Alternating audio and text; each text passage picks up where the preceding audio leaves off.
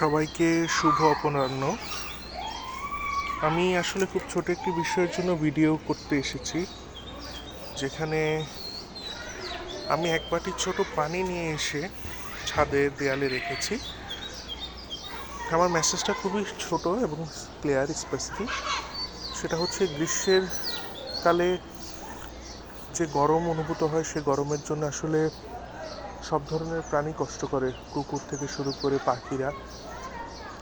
তো তাদের জন্য একটা ছোট্ট প্রয়াস হচ্ছে যে আমরা অনেক খাবার এবং পানি আমরা আসলে নষ্ট করি, অপচয় করি।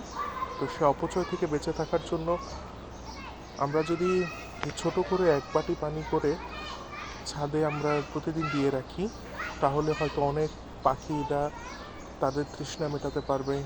অনেক সময় কিছু খাবার থেকে যায় যেগুলো আমরা হয়তো বা ড্রেনে ফেলে দিচ্ছি ডাস্টবিনে করে, সেগুলো থেকে আসলে সে অভ্যাসগুলোকে চেঞ্জ করে আমরা যদি পাখিগুলোকে পানি পান করাতে পারি বা খাবারগুলো ছাদে দিতে পারি, অনেকের রিজিকের ব্যবস্থা হবে। সবাইকে ধন্যবাদ।